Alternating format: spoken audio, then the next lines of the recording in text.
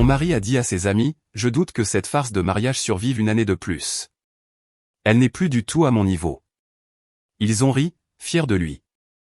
J'ai souri et j'ai dit, pourquoi attendre un an? Mettons-y fin aujourd'hui. Puis je suis parti. Ce soir-là, son meilleur ami a envoyé un message qui m'a coupé le souffle. Je doute que cette farce de mariage survive une année de plus. Elle n'est plus du tout à mon niveau. La voix de Dominique portait clairement à travers les portes-fenêtres jusqu'à la terrasse où je me tenais, figé, avec le plateau de steak que j'apportais pour sa soirée du jeudi. À travers la vitre, je pouvais voir Nathan, Trevor et Marcus lever leur verre en signe d'approbation. Leur rire était vif et approbateur. Ils étaient assis autour de mes meubles de jardin, buvant du vin de ma collection, mangeant la nourriture que j'avais préparée dans le jardin de la maison que j'avais payée, portant un toast à la déclaration de mon mari selon laquelle j'étais indigne de lui. Nathan s'est même levé pour tapoter l'épaule de Dominique, disant quelque chose sur le fait qu'il méritait mieux. J'ai posé le plateau sur la table de la terrasse avec des mains fermes. Bien que chaque cellule de mon corps hurlait, il ne m'avait pas encore vu. Pendant 30 secondes, je suis resté là à regarder mon mari accepter des louanges pour avoir prévu de me quitter, le regardant rayonner de fierté alors que ses amis validaient son mépris pour la femme qui avait tout construit autour d'eux. Avant d'aller plus loin, merci d'être ici et de plonger dans le voyage de Ruby. Si vous pensez que personne ne devrait être rabaissé pour son succès, abonnez-vous. C'est gratuit et cela aide à donner plus de pouvoir à des voix comme la sienne. Maintenant, continuons. Le steak reposait sur le plateau, grésillant encore du grill, tandis que je restais immobile derrière le pilier. À travers les portes vitrées, Trevor remplissait à nouveau les verres de tout le monde avec le château Margaux que je gardais pour notre anniversaire le mois prochain. Marcus avait les pieds sur le pouf que j'avais commandé spécialement d'Italie lorsque nous avions rénové la terrasse au printemps dernier. Il semblait si à l'aise dans l'espace que j'avais créé, si chez eux dans le succès que j'avais bâti, pendant qu'ils célébraient la décision de mon mari de me quitter. « Depuis combien de temps te sens-tu comme ça ?» demanda Nathan, se penchant en avant avec le genre d'intérêt que les hommes montrent lorsqu'ils sont sur le point d'entendre un ragot qu'ils pourront utiliser plus tard. « Depuis des mois, » répondit Dominique en faisant tourner son vin avec le mouvement expert de quelqu'un qui avait appris le vin sur YouTube plutôt que par une connaissance réelle. Depuis que Ruby a décroché le contrat Morrison Industries, elle se comporte comme si elle avait sauvé l'entreprise à elle toute seule, son ego est insupportable ces derniers temps. Le contrat Morrison Industries, celui que j'avais présenté seul pendant que Dominique était à un tournoi de golf à Palm Springs, celui qui avait nécessité 17 réunions, 3 propositions de refonte et une restructuration complète de nos offres de services pour être décroché. Le contrat qui générait actuellement 40% de notre chiffre d'affaires et qui avait conduit 3 autres entreprises du Fortune 500 à signer avec nous.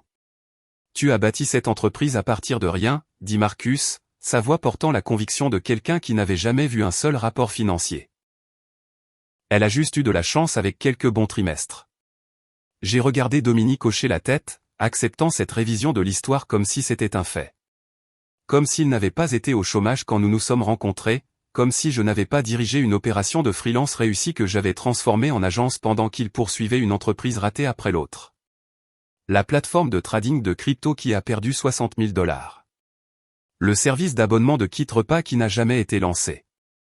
L'application de méditation qui ne pouvait pas rivaliser avec les alternatives gratuites. Chaque échec avait entamé nos économies, les économies que j'avais constituées, pendant qu'il promettait que la prochaine idée serait la bonne. Trevor se leva pour prendre une autre bouteille dans le réfrigérateur à vin que j'avais installé dans la cuisine extérieure.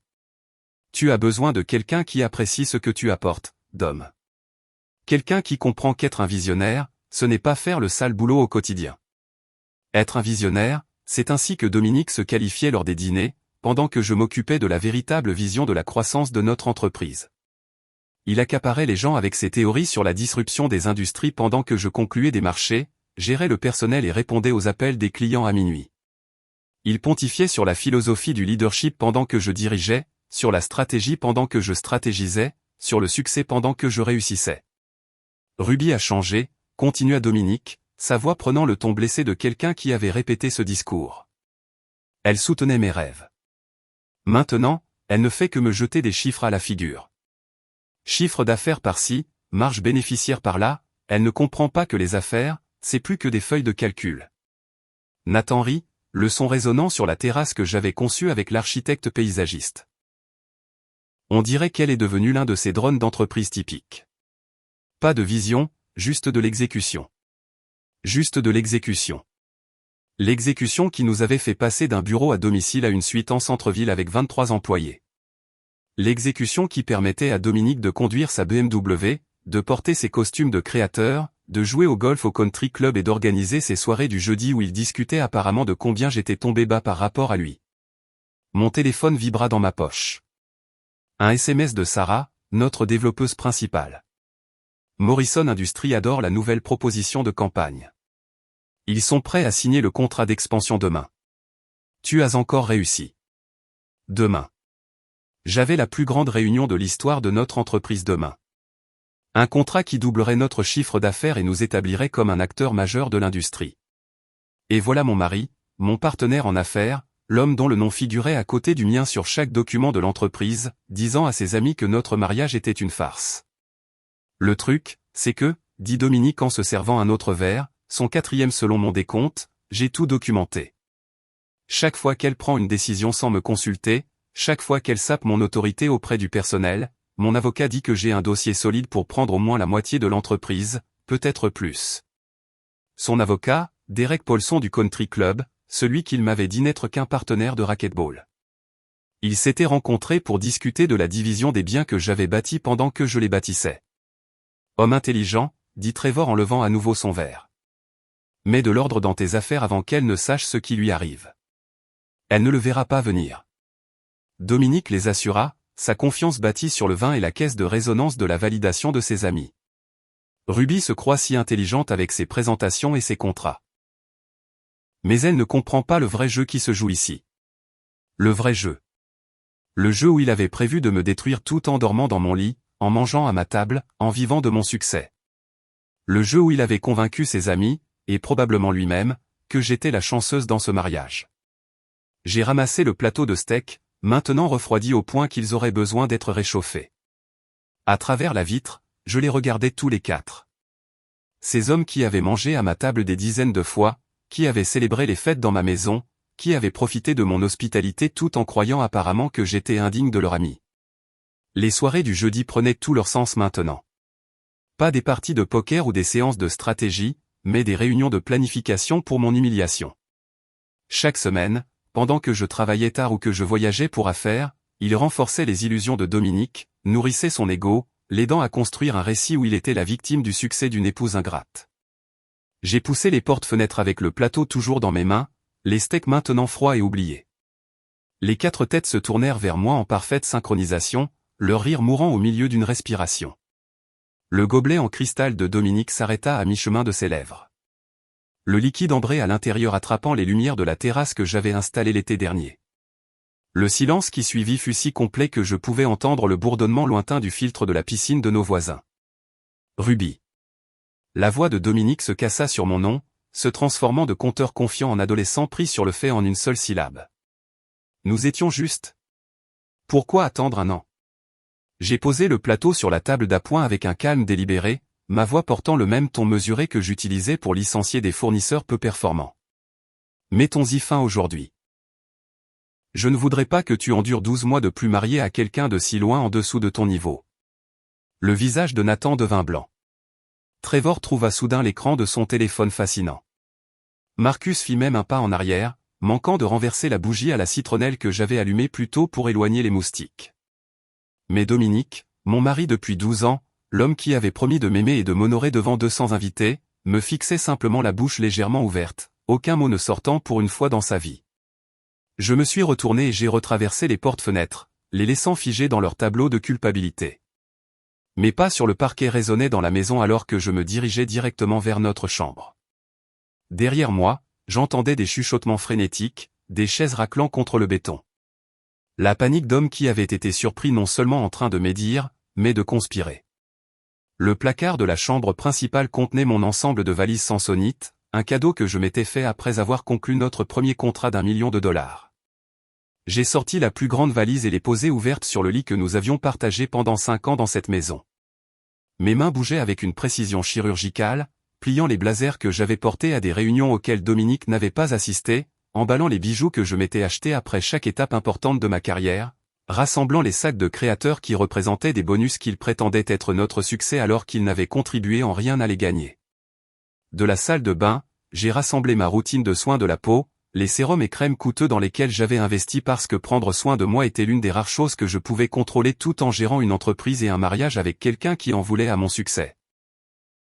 L'armoire à pharmacie contenait mes flacons de médicaments, des vitamines, les somnifères dont j'avais eu besoin plus fréquemment à mesure que les soirées du jeudi de Dominique devenaient plus longues et plus bruyantes. J'ai entendu des pas dans les escaliers, plusieurs paires, hésitantes et non coordonnées.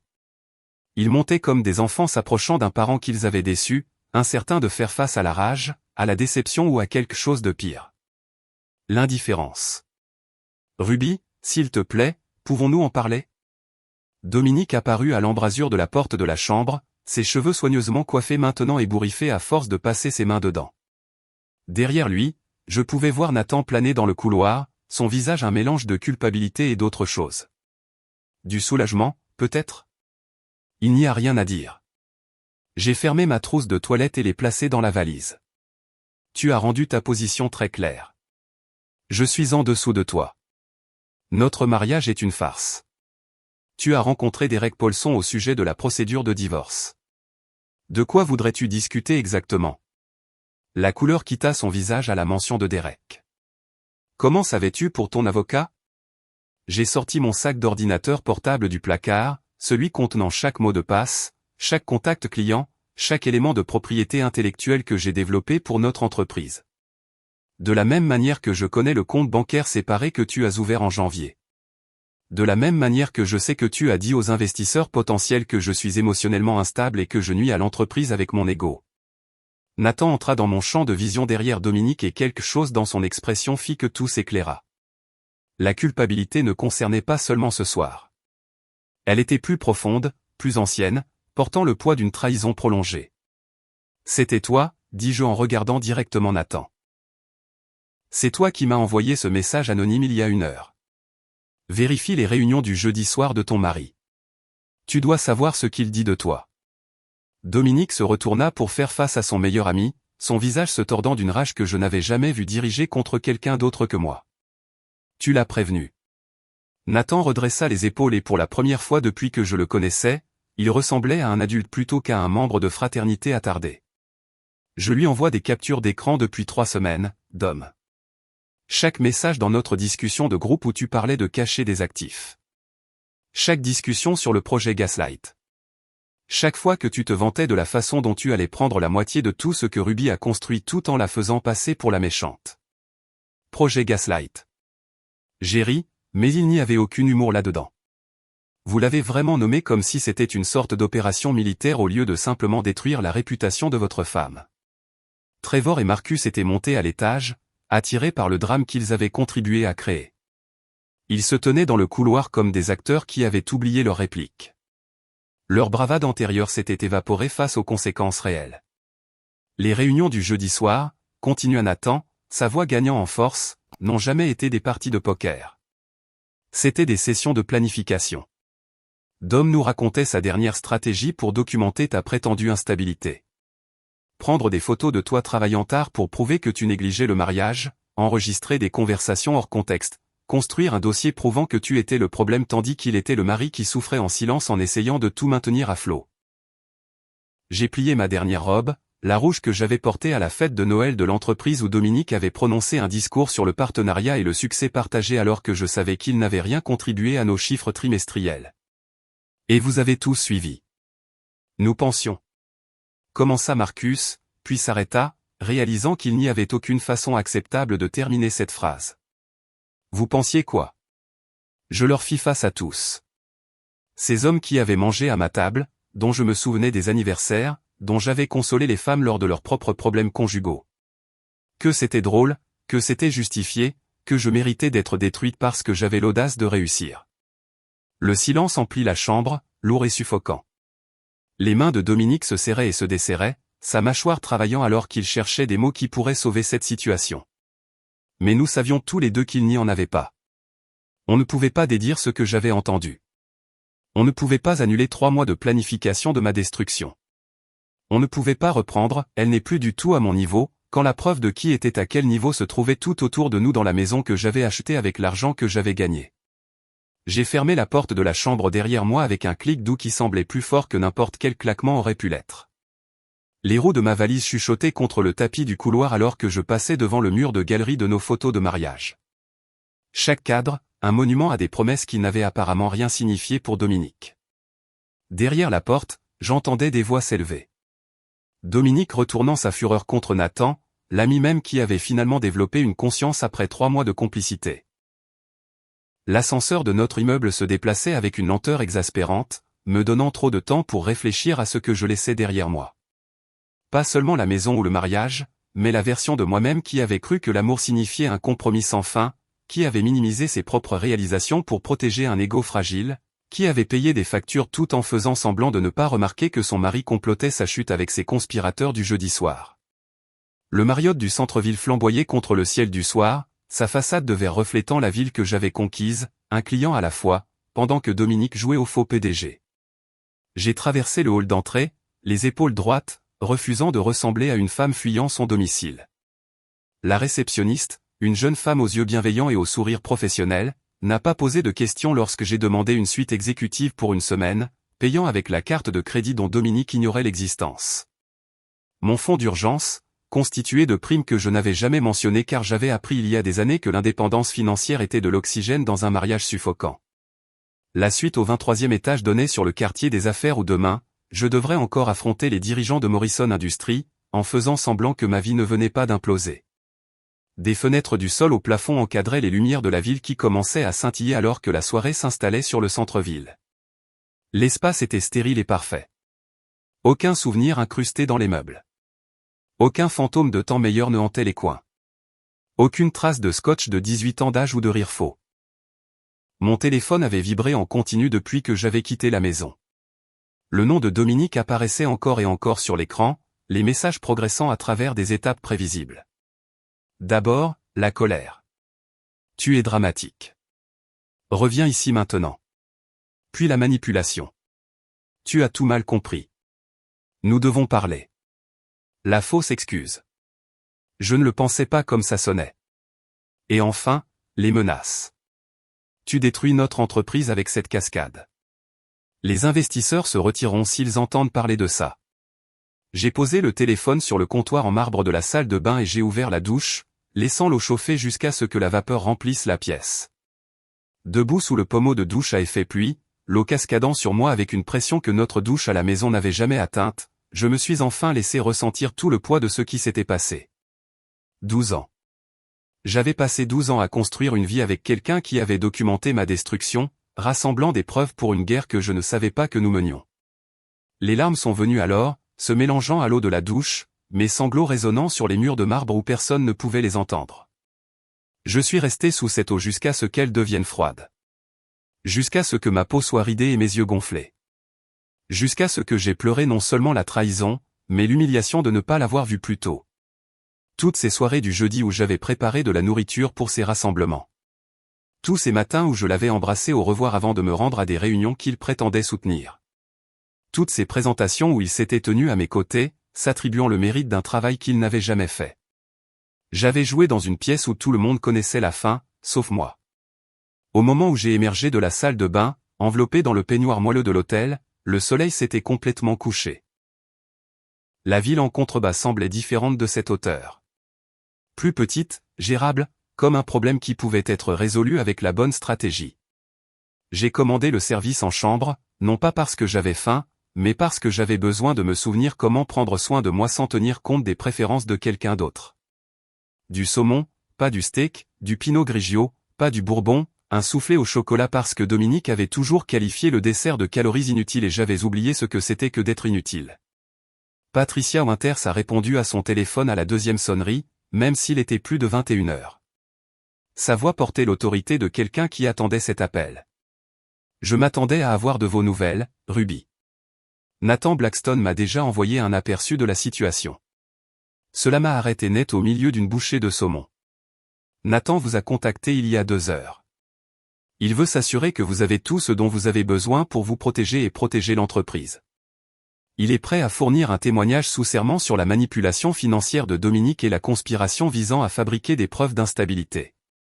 Le ton de Patricia était factuel, comme si les maris complotant la destruction de leur femme n'étaient qu'un mardi comme les autres dans son monde.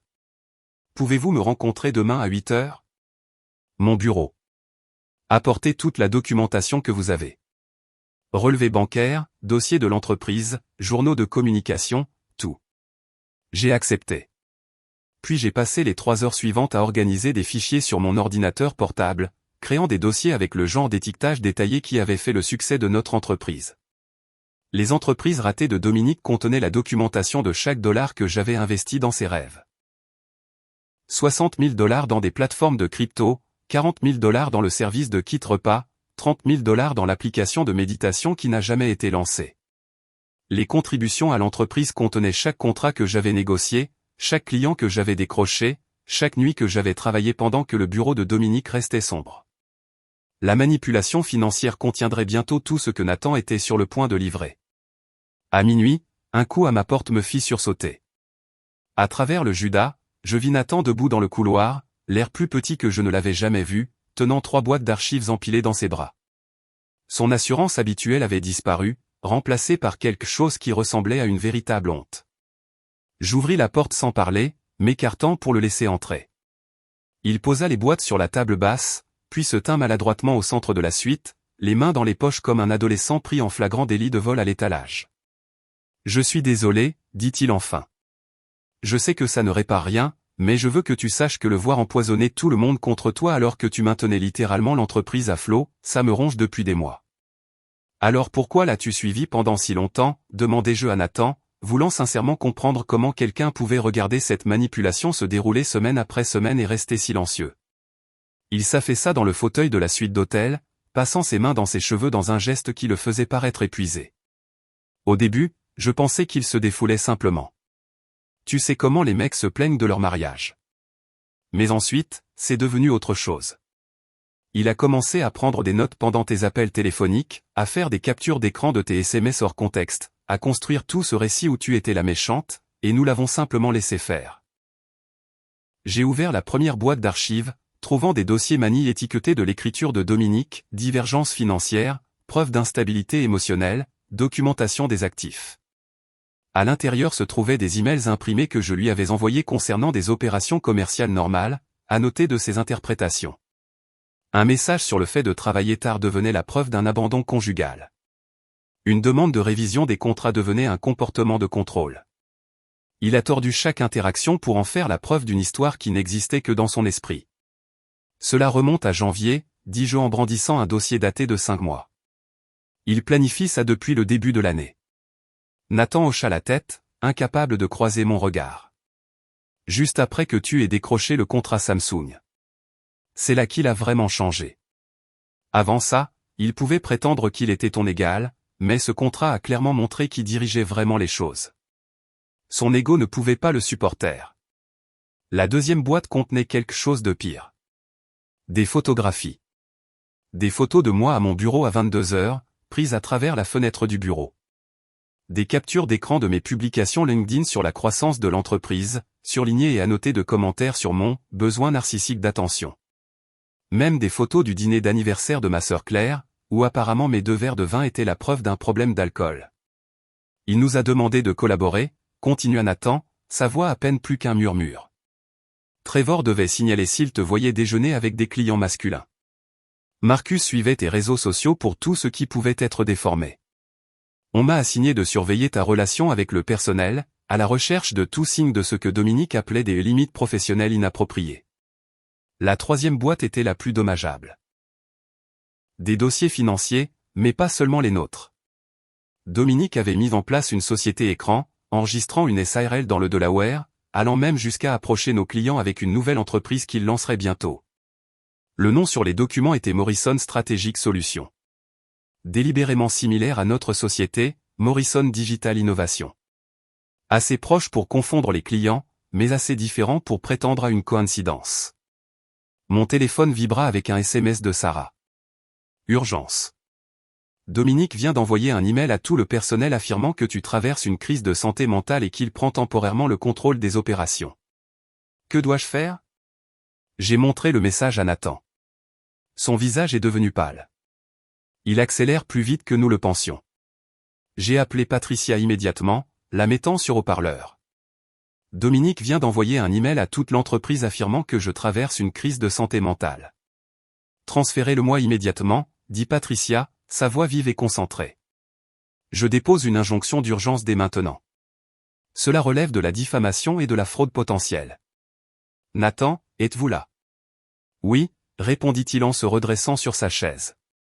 J'ai besoin que vous m'envoyiez tout ce que vous avez sur ce prétendu projet Gaslight immédiatement. Chaque message, chaque note de réunion, chaque bribe de preuve. Ruby, ne répondez pas à cet email.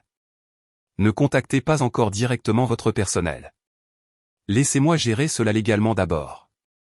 Après que Patricia eut raccroché, Nathan et moi avons travaillé en silence, organisant des documents, créant des copies numériques, construisant le dossier qui protégerait non seulement mon entreprise, mais aussi ma réputation.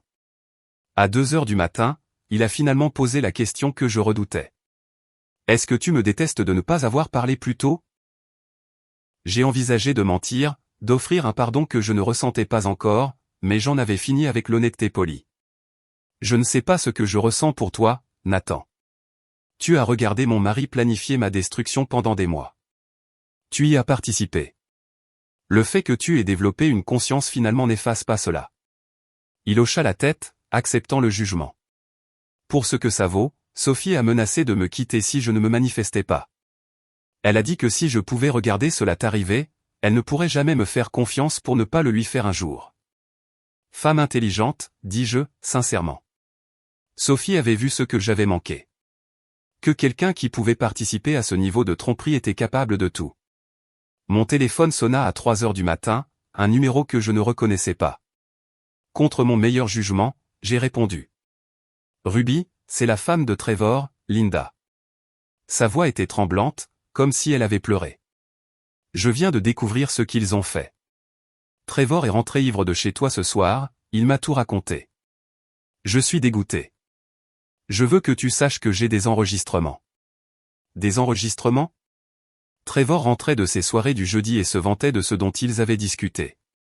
Il trouvait ça drôle de regarder Dominique planifier ce stratagème élaboré. J'ai commencé à l'enregistrer après la 3e semaine parce que quelque chose n'allait pas. J'ai des heures de lui décrivant leur plan, riant du fait que tu n'avais aucune idée de ce qui se préparait. Une autre alliée émergeant d'un coin inattendu. Pouvez-vous les envoyer à mon avocate? Déjà téléchargés sur un cloud. Je vous enverrai le lien. Ruby, je demande aussi le divorce. Si Trevor a pu participer à quelque chose d'aussi cruel, de quoi d'autre est-il capable? Que me ferait-il si je gagnais plus que lui ou si je le faisais se sentir petit? Après que Linda eut raccroché, je suis resté à la fenêtre, regardant la ville endormie en contrebas.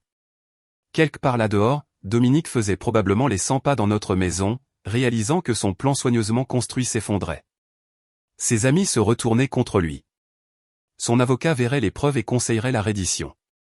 Le personnel qu'il avait essayé de manipuler choisirait la personne qui avait réellement bâti leur carrière. Nathan se leva pour partir à 4 heures du matin, ramassant son manteau avec des mouvements qui semblaient douloureux. À la porte, il se retourna une dernière fois. L'ironie, c'est que Dominique n'a jamais été en dessous de ton niveau, Ruby. Tu l'aurais porté pour toujours s'il avait juste été reconnaissant au lieu d'être plein de ressentiment. Tu l'aimais assez pour le rendre égal, même quand il ne l'était pas. C'est ce qu'il n'a jamais compris. J'ai fermé la porte derrière Nathan et je suis resté seul dans ma suite d'hôtel, regardant le soleil commencer à se lever sur la ville. 4 heures de sommeil devraient suffire. La réunion des investisseurs d'aujourd'hui déterminerait non seulement l'avenir de mon entreprise, mais aussi si le récit soigneusement élaboré de Dominique s'effondrerait sous le poids des preuves. Je me suis douché rapidement, j'ai choisi mon tailleur noir le plus élégant, celui que j'avais porté lors de la conclusion du contrat Samsung, et j'ai appliqué du maquillage pour cacher l'épuisement qui menaçait de transparaître. Patricia a appelé alors que je quittais l'hôtel. L'injonction d'urgence a été accordée. Dominique est légalement interdit d'accéder aux comptes de l'entreprise ou de prendre des décisions opérationnelles sans l'approbation du conseil d'administration. Il recevra la notification ce matin, probablement juste avant la réunion. Il va être furieux. Laisse-le l'être. La colère rend les gens négligents. J'ai également envoyé le dossier de preuve à chaque membre du conseil d'administration individuellement. Ils auront eu le temps de l'examiner avant que vous ne vous réunissiez tous. L'immeuble de bureau se dressait contre le ciel matinal comme un monument à tout ce que j'avais bâti. Je suis arrivé à 6 heures du matin, utilisant ma carte d'accès pour entrer par l'entrée des cadres. Le bâtiment était presque vide, juste la sécurité et l'équipe de nettoyage de nuit qui hochèrent la tête en me reconnaissant. Ils m'avaient vu ici à toute heure au fil des ans, contrairement à Dominique, dont le badge enregistrait rarement une activité avant 10 heures du matin. Nathan était déjà dans la salle de conférence, organisant des documents imprimés avec une précision méthodique. Il avait changé de vêtements mais n'avait pas dormi non plus, à en juger par les tasses de café qui s'accumulaient déjà sur la table d'appoint. Nous avons d'abord travaillé sans parler, créant des postes de preuve autour de la pièce, les dossiers financiers à une extrémité, les témoignages de clients à une autre. La documentation du projet Gaslight était bien en évidence là où Dominique devrait y faire face. Il essaiera de présenter cela comme un conflit conjugal qui ne devrait pas affecter les affaires, dit Nathan en ajustant l'écran de projection. C'est sa première manœuvre. Rendre les choses personnelles, pas professionnelles. Et quand il le fera, c'est là que tu montreras la diapositive 17, son dépôt de SARL pour l'entreprise concurrente. Rien ne dit trahison professionnelle comme essayer de débaucher ses propres clients tout en touchant un salaire. Sarah est arrivée à 8 heures avec son ordinateur portable et une expression sombre. La moitié du personnel est prête à témoigner si nécessaire. L'autre moitié met à jour son CV au cas où ça tournerait mal. Ça ne tournera pas mal, dis-je avec plus de confiance que je n'en ressentais. Pas pour eux, en tout cas. Les membres du conseil d'administration ont commencé à arriver à 9h30. Margaret Chin d'abord, son expression indéchiffrable alors qu'elle me saluait d'un signe de tête avant de prendre sa place. James Harrison de notre plus gros compte client, techniquement pas membre du conseil, mais invité étant donné la participation de son entreprise dans notre stabilité. Deux autres investisseurs, Robert Kim et David Akonkuo, qui avaient tous deux remis en question les contributions de Dominique lors de réunions précédentes, pour être accueillis par ses dérobades et mes interventions diplomatiques. À 9h55, Patricia est entrée et s'est assise à côté de moi. Sa présence était un signal clair que ce n'était plus seulement une discussion d'affaires. Les implications juridiques flottaient dans l'air comme une menace. À 10 heures précises, Dominique est entré, vêtu du costume Tom Ford que je lui avais acheté pour notre 10e anniversaire, celui qu'il avait porté pour accepter un prix de l'industrie pour un travail que j'avais fait alors qu'il était à Cabo. Son eau de Cologne le précédait, le même parfum coûteux qu'il avait porté à chaque réunion où il s'était attribué le mérite de mes réalisations. Il s'est arrêté en voyant la configuration de la pièce. Nathan à mes côtés au lieu d'être avec lui, la présence de Patricia, les expressions sérieuses du conseil d'administration. Ses yeux ont trouvé Nathan, et le regard qui a passé entre eux aurait pu geler le feu. Nathan n'a pas bronché, bien que j'ai vu sa mâchoire se crisper.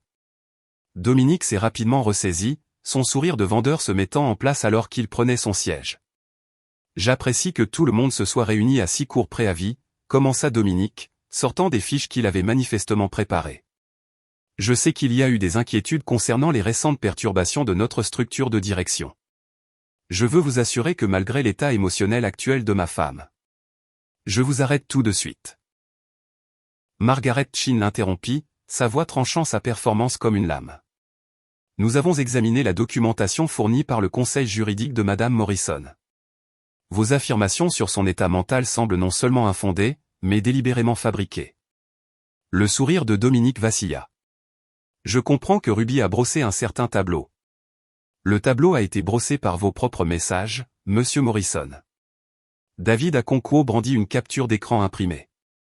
Cette discussion de groupe où vous discutez du projet Gaslight, où vous élaborez des stratégies pour documenter de fausses preuves d'instabilité. Ce sont vos mots, n'est-ce pas? J'ai cliqué sur la première diapositive de ma présentation, affichant le message de Dominique datant de 6 semaines. Continuez à tout documenter. Nous devons montrer un schéma de comportement erratique, même si nous devons le créer. Le silence se fit dans la pièce. Le visage de Dominique passa par plusieurs émotions. Le choc de voir ses messages privés exposés. La colère contre la trahison de Nathan, et enfin le calcul désespéré de quelqu'un essayant de sauver une situation insalvable. Ces messages ont été sortis de leur contexte, essaya-t-il. Nathan a clairement son propre agenda ici. Mon agenda, prit la parole Nathan pour la première fois, sa voix stable, et de m'assurer que la vérité est connue. Pendant 3 mois, je t'ai regardé planifier la destruction de la femme qui a bâti cette entreprise pendant que tu ne contribuais à rien d'autre qu'à l'obstruction et au crédit volé. Tu en faisais partie, éclata Dominique, révélant plus qu'il ne le voulait.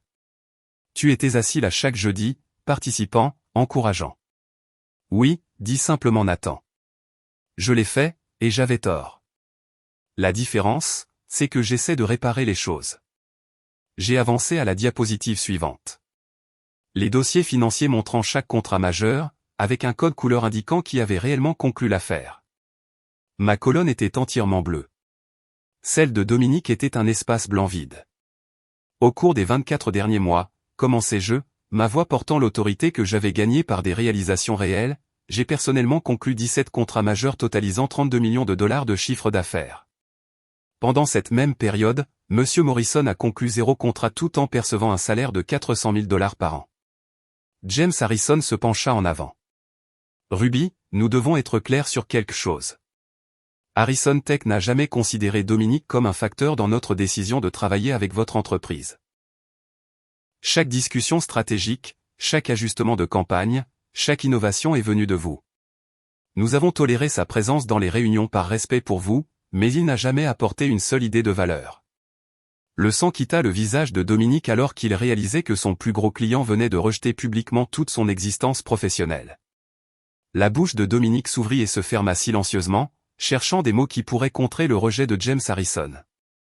La salle de conférence semblait soudainement plus petite, les murs se refermant sur un homme qui venait de découvrir que sa réputation professionnelle n'était qu'une fiction à laquelle lui seul croyait. J'ai cliqué sur la diapositive suivante, montrant les documents d'enregistrement de Morrison Strategic Solutions. Sa société écran conçue pour voler nos clients.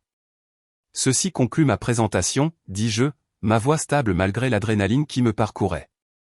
Le conseil d'administration a toutes les preuves nécessaires pour prendre une décision éclairée sur la future structure de direction de l'entreprise. Derek Paulson, l'avocat même de Dominique, était resté silencieux tout au long de la présentation, son expression devenant de plus en plus sombre à chaque document révélé. Maintenant, il se pencha en avant, s'adressant à son client avec le professionnalisme détaché de quelqu'un qui limite ses pertes. Dominique, nous devons discuter de vos options en privé, dit Derek, rassemblant déjà ses papiers. Le message était clair. La bataille juridique que Dominique avait planifiée était terminée avant même d'avoir commencé. Margaret Chin se leva, lissant sa jupe avec une précision délibérée. Nous nous réunirons demain matin pour formaliser la transition. Monsieur Morrison, je vous suggère d'utiliser ce temps pour examiner attentivement l'offre de rachat de Patricia. Elle est plus généreuse que ce qu'un tribunal pourrait déterminer compte tenu de ses preuves. La réunion se dispersa dans le remue-ménage maladroit de personnes fuyant une scène inconfortable. Dominique resta assis, fixant l'écran de projection où ses propres mots sur le projet Gaslight brillaient encore de manière accusatrice. Nathan s'arrêta à la porte, regardant son ancien ami avec un mélange de pitié et de soulagement, puis partit sans un mot. Ce soir-là, seul dans ma suite d'hôtel avec des plats à emporter chinois qui refroidissaient sur la table basse, mon téléphone sonna avec un numéro inconnu. J'ai failli ne pas répondre, épuisé par le bilan émotionnel de la confrontation de la journée. Ruby, c'est Linda Chin, la femme de Trevor. Sa voix portait le tremblement de quelqu'un qui avait pleuré. Je dois te dire quelque chose sur ce qui s'est passé en ton absence. J'ai posé mes baguettes, soudainement alerte. Linda et moi nous étions parlé peut-être 5 fois en 8 ans. Des conversations toujours agréables mais superficielles lors de dîners de groupe. Trevor est rentré de la réunion des investisseurs aujourd'hui, continua-t-elle, et il était différent. Il m'a tout raconté sur ce qu'il t'avait fait, mais Ruby, c'est pire que tu ne le penses. Dominique les coachait tous sur la façon de gérer leurs femmes. Il appelait ça maintenir le cadre des gestions stratégiques des relations. Mon estomac se noie. Qu'est-ce que tu veux dire par les coacher? J'ai trouvé le journal de Trevor. Des pages et des pages des conseils de Dominique. Comment documenter les dépenses de ta femme pour la faire paraître irresponsable? Comment la manipuler sur des situations sociales, la faisant douter de sa mémoire? Comment te positionner comme le rationnel tout en la peignant comme émotive et instable?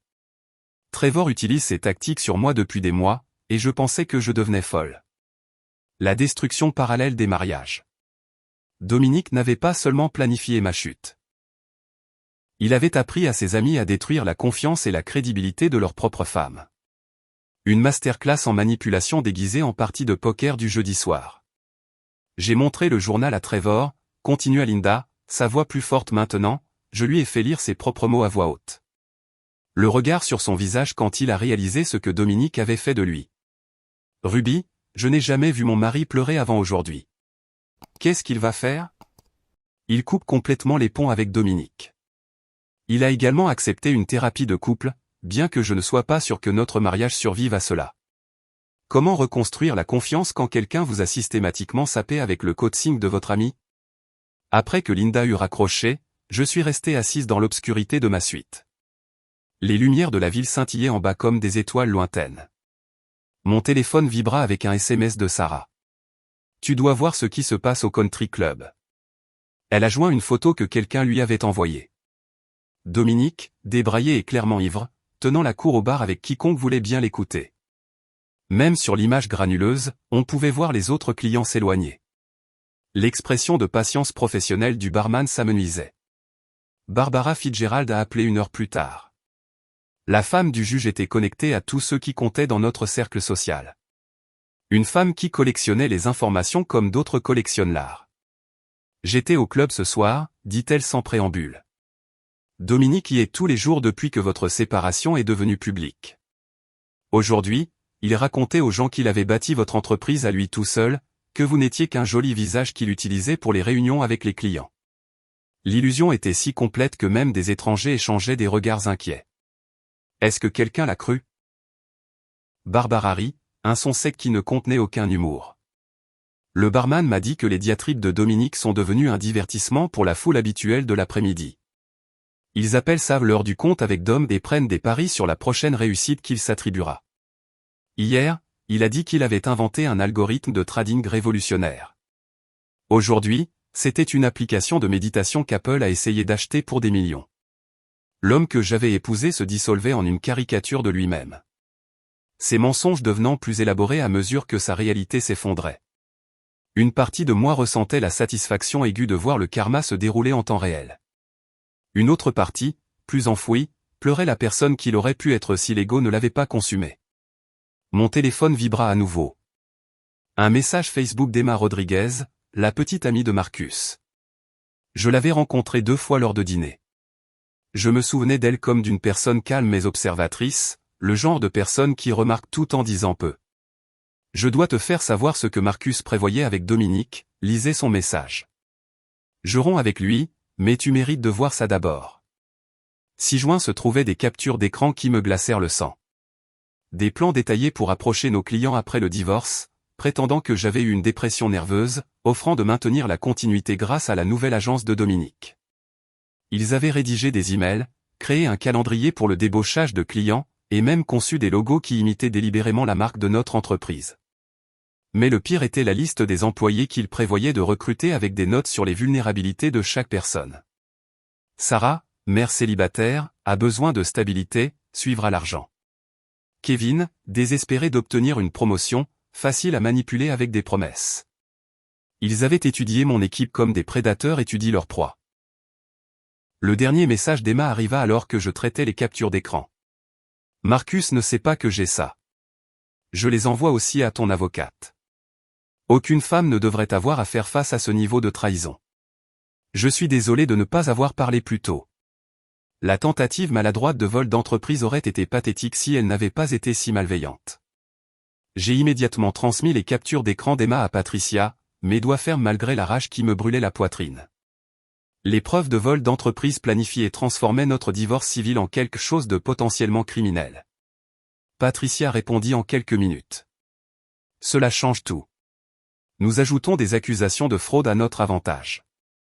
Il devra maintenant accepter toutes les conditions que nous offrons. 6 mois s'écoulèrent avec la lenteur douloureuse d'une convalescence. J'ai quitté la suite d'hôtel pour un appartement meublé en centre-ville, ayant besoin d'un espace qui n'avait jamais connu la présence de Dominique. L'entreprise s'est stabilisée puis a prospéré sans son ingérence, décrochant 3 nouveaux clients majeurs qui avaient hésité à s'engager alors que notre situation de direction restait incertaine. Nathan s'est révélé inestimable en tant que directeur des opérations. sa culpabilité le poussant à travailler plus dur que n'importe qui d'autre. Bien que je ne pouvais toujours pas le regarder sans me souvenir de ces 3 mois de silence complice. Le matin de la finalisation de notre divorce arriva, gris et brumeux, un temps qui correspondait à l'étrange mélancolie de mettre officiellement fin à quelque chose qui était mort depuis des mois. Je m'habillai soigneusement d'un nouveau tailleur, un que Dominique n'avait jamais vu, appliquant un maquillage qui soulignait la force plutôt que la douceur. Patricia me rejoignit dans le hall de son immeuble, son expression professionnellement neutre, mais sa main serrant brièvement mon épaule en signe de soutien. La salle de conférence sentait le cuir et le vieux café, les fenêtres donnant sur la ville où j'avais reconstruit ma vie. Dominique était déjà là quand nous sommes entrés, et la transformation m'arrêta net. L'homme qui s'était autrefois pavané dans la vie en costume Tom Ford portait maintenant une simple chemise de Target, froissée au coude. Son visage s'était considérablement aminci, 40 livres en moins avec ses illusions de grandeur. La BMW qu'il avait aimée plus que notre mariage avait été remplacée par une Honda vieille de 10 ans. Selon l'enquêteur de Patricia, ses mains tremblaient en tenant le stylo. Son avocat, le troisième qu'il avait engagé après que Derek l'ait laissé tomber et que le second ait démissionné, ressemblait à quelqu'un fraîchement sorti de l'école de droit, travaillant probablement pour une fraction de ce que Derek avait facturé. Les termes restent tels que discutés, dit Patricia, faisant glisser l'accord final sur la table. Madame Morrison conserve la pleine propriété de Morrison Digital Innovation, de toute la propriété intellectuelle associée, de la maison et de tous les comptes d'investissement. Monsieur Morrison reçoit ses effets personnels, les portefeuilles de crypto-monnaies de ses entreprises ratées et la montre de son grand-père. Pas de pension alimentaire, pas de future réclamation sur l'entreprise. La clause de non-concurrence est valable 5 ans dans le secteur du marketing numérique. La signature de Dominique ressemblait à un gribouillage d'enfant, rien à voir avec le paraphe confiant qu'il utilisait autrefois sur des contrats qu'il n'avait pas mérités. Il ne pouvait pas croiser mon regard, fixant plutôt la table où ses rêves de voler la moitié de mon empire étaient morts. Quand il a finalement parlé, sa voix était à peine un murmure. « Je sais que tu ne me croiras pas, mais je suis désolé. » Je l'ai regardé, puis je l'ai vraiment regardé, cette coquille vide de l'homme qui m'avait autrefois charmé avec une fausse confiance et des rêves empruntés. « Tu as raison, dis-je doucement. »« Je ne te crois pas, » il signa la dernière page et partit sans un autre mot, ses pas résonnant dans le couloir comme une marche funèbre pour la personne qu'il avait prétendu être. 2 semaines plus tard, la journaliste de Forbes est arrivée à nos bureaux avec un photographe et un objectif, raconter ce qu'elle appelait « l'histoire de l'année ». Catherine Wells était perspicace et directe, le genre de journaliste qui voyait au-delà des apparences pour trouver des vérités plus profondes. Elle ne voulait pas entendre parler de projections trimestrielles ou de stratégie de marché. Elle voulait la vérité brute sur la découverte de la trahison et sa transformation en carburant pour le succès. « Parlez-moi de la nuit où vous avez découvert, » dit-elle, son enregistreur placé entre nous sur la table de conférence où Dominique avait autrefois revendiqué mes réalisations comme les siennes. Je lui ai tout raconté. La soirée du jeudi où j'étais resté debout tenant des steaks pendant que mon mari qualifiait notre mariage de farce. La conscience de Nathan s'éveillant enfin après 3 mois de complicité. Les documents du projet Gaslight qui révélaient une planification systématique pour détruire ma réputation. La façon dont mon équipe s'était ralliée autour de moi tandis que les amis de Dominique l'abandonnaient un par un. Ce qui me frappe, dit Catherine, prenant des notes en sténographie que je ne pouvais pas lire, c'est que vous n'avez pas cherché à vous venger. Vous avez simplement révélé la vérité et laissé les conséquences se dérouler naturellement. La meilleure vengeance est de construire quelque chose de si réussi que la personne qui a essayé de vous détruire devient insignifiante, ai-je répondu. Dominique pensait que j'étais en dessous de son niveau. Maintenant, il travaille dans une start-up à Buffalo pendant que je dirige une entreprise évaluée à 12 millions de dollars. L'univers a son propre sens de la justice. Son article paraîtrait avec le titre « Comment Ruby Morrison a bâti un empire numérique tout en divorçant d'un poids mort et a atteint 2 millions de lecteurs dans sa première semaine ». Ma boîte de réception a été inondée de messages de femmes partageant des histoires similaires, me remerciant de leur avoir montré à quoi ressemblait la survie transformée en succès. 1 mois après la finalisation du divorce, une lettre manuscrite est arrivée au bureau, transférée d'une adresse à Buffalo. L'écriture de Dominique, tremblante là où elle avait été autrefois confiante, remplissait 3 pages de ce qu'il pensait probablement être des excuses. Mais même dans sa tentative de remords, l'illusion persistait. Il écrivait sur notre succès, sur la façon dont il avait aidé à construire l'entreprise, sur le fait d'être une victime des circonstances plutôt que l'architecte de sa propre destruction. Il a même suggéré que peut-être, Une fois les émotions apaisées, nous pourrions discuter de sa consultation pour l'entreprise. Son expertise, affirmait-il, pourrait encore apporter de la valeur. J'ai classé la lettre dans un dossier marqué « Preuve clos » et l'ai verrouillée dans le tiroir du bas de mon bureau. Non pas parce que j'en avais encore besoin, mais comme un rappel que certaines personnes peuvent se tenir dans les ruines de leur propre création et croire encore qu'elles sont le héros de l'histoire. La fête de fin d'année de l'entreprise cette année-là a eu lieu chez Venanzo, le restaurant italien où Dominique avait autrefois tenu salon avec des clients qu'il n'avait pas mérités. J'avais réservé tout l'étage supérieur, voulant célébrer non seulement notre succès financier, mais notre survie collective. Sarah avait tout organisé parfaitement, de la sélection des vins au plan de table qui séparait stratégiquement les employés les plus bavards. Alors que le dîner touchait à sa fin et que le vin déliait les langues, Sarah se leva pour porter un toast. Je m'attendais à quelque chose sur les chiffres trimestriels ou les victoires de clients. Au lieu de cela, elle leva son verre, les larmes aux yeux. À la survie, dit-elle simplement, et aux leaders qui ont mérité leur titre au lieu de les voler.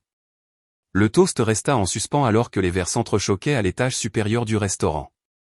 Puis, de manière inattendue, notre directrice financière, Margaret, se leva, la voix tremblante d'une émotion que je n'avais jamais vue chez elle en 5 ans de collaboration. Puisque nous partageons, commença-t-elle, serrant son verre de vin comme une encre. Mon ex-mari m'a convaincu que j'étais nul avec les chiffres. Moi, avec une maîtrise en comptabilité.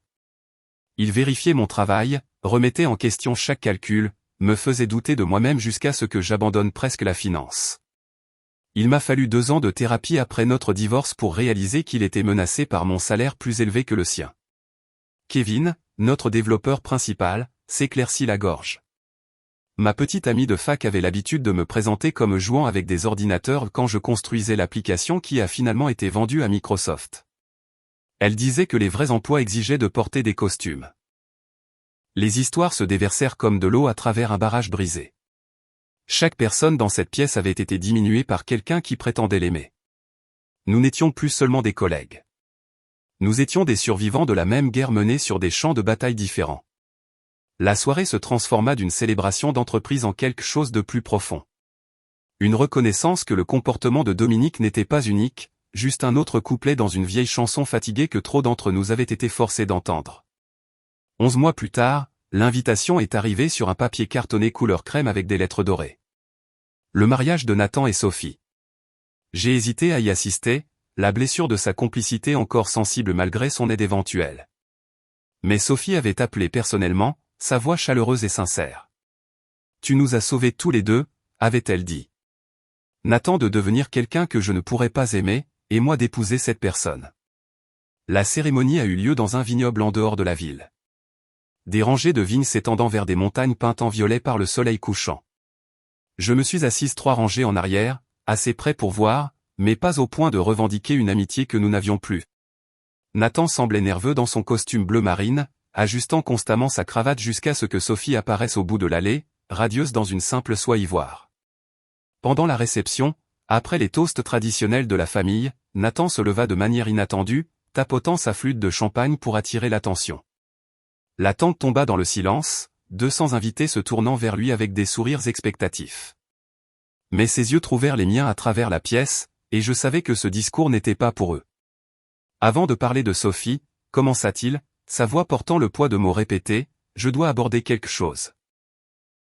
Il y a 11 mois, j'ai participé à quelque chose de honteux. J'ai regardé un ami planifier la destruction de la réputation et de la carrière de sa femme. Et non seulement je suis resté silencieux. J'ai aidé. J'ai pris des captures d'écran. J'ai documenté des conversations. J'ai permis les illusions d'un homme parce que c'était plus facile que d'affronter la vérité. Le silence dans la tente devint absolu. Sophie se tenait à côté de lui, sa main sur son bras, son expression fière plutôt que gênée. Ruby Morrison est ici ce soir, continua Nathan et les têtes se tournèrent pour me trouver. Elle a bâti un empire pendant que son mari planifiait sa chute. Elle a fait preuve de grâce quand j'ai finalement trouvé ma conscience à la 11e heure.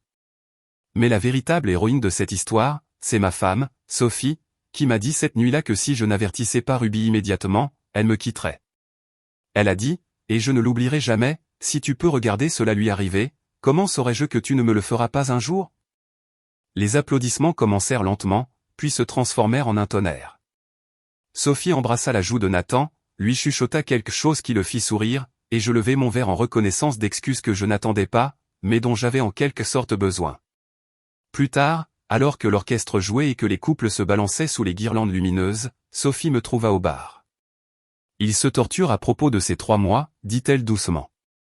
Se réveille parfois en se demandant ce qui se serait passé s'il avait parlé plus tôt. Ce qui est arrivé, ai-je répondu, sincèrement. Nous sommes tous arrivés là où nous devions être. 3 semaines plus tard, l'organisation de la fête du 70e anniversaire de maman devint ma priorité. La coordinatrice d'événements du country club, la même femme qui s'était occupée de la fête d'anniversaire de Dominique et moi 2 ans auparavant, ne mentionna pas l'ironie alors que nous choisissions les menus et les arrangements floraux. La grande salle de bal accueillerait 80 invités, 3 générations de femmes Morrison et les personnes qui nous avaient soutenus à travers les triomphes et les désastres. Le soir de la fête, maman se tenait au centre de la pièce dans un élégant bleu marine, entourée de ses sœurs, de mes cousines, de ma nièce adolescente Lily, qui venait de gagner un concours de codage. En les regardant, j'ai vu l'évolution de notre famille. La génération de ma grand-mère à qui on avait dit d'être reconnaissante pour toute opportunité. La génération de ma mère qui avait travaillé 2 fois plus dur pour la moitié de la reconnaissance. Ma génération luttant pour l'égalité tout en jonglant avec la tradition. Et la génération de Lily qui attendait simplement l'équité comme un droit de naissance. Maman me prit à part près de la table des desserts. Le champagne la rendant plus honnête que d'habitude. Je l'ai vu, tu sais, dit-elle doucement. Comment Dominique rejetait tes réalisations, s'attribuer le mérite de ton travail. J'aurais dû dire quelque chose. Pourquoi ne l'as-tu pas fait? Elle regarda de l'autre côté de la pièce mon père, stable et solidaire après 45 ans. Ma génération a appris que le mariage était privé, que l'ingérence causait plus de mal que de bien. J'avais tort. En te regardant reconstruire, en te voyant prospérer. J'aurais dû parler quand il a commencé à te diminuer. Je n'aurais peut-être pas écouté, admis-je. Parfois, nous devons découvrir la vérité par nous-mêmes. Mardi après-midi, 3 semaines après la fête de maman, je choisissais de l'huile d'olive chez Whole Foods quand je l'ai vue. Dominique se tenait dans l'allée des pâtes, comparant les prix des marques génériques avec la concentration de quelqu'un qui compte chaque dollar. Son costume de Target avait connu des jours meilleurs, l'ourlet de son pantalon légèrement effiloché. L'alliance que j'avais passée à son doigt il y a 5 ans avait disparu, laissant une empreinte pâle sur sa ligne de bronzage. Il leva les yeux, nos regards se croisèrent à travers 15 pieds de produits biologiques et de promesses rompues. Pendant un instant, il commença à se diriger vers moi, la bouche s'ouvrant comme pour parler. Mais quelque chose dans mon expression, pas de la haine, pas de la colère, juste une indifférence totale, l'arrêta net. Je l'ai regardé comme s'il était transparent, puis je suis retourné à l'examen des étiquettes d'huile d'olive. Il abandonna son chariot à moitié plein dans l'allée et se dirigea rapidement vers la sortie, les épaules voûtées comme quelqu'un fuyant une scène de crime. J'ai continué mes courses, ajoutant des articles pour le dîner que j'organisais ce week-end pour des investisseurs potentiels dans ma 2e entreprise. Une entreprise dont Dominique lirait l'existence dans des journaux d'affaires qu'il ne pouvait plus se permettre. Si l'ascension de Ruby de la trahison à la brillance vous a captivé jusqu'à la dernière ligne, écrasez ce bouton j'aime dès maintenant. Mon moment préféré a été quand elle a regardé à travers Dominique dans cette allée d'épicerie. Un pur pouvoir silencieux. Quelle a été votre scène préférée? Dites-le moi dans les commentaires ci-dessous. Et ne manquez pas d'autres histoires de force, de justice et de douce rédemption. Abonnez-vous et activez la cloche de notification pour ne jamais manquer une nouvelle publication.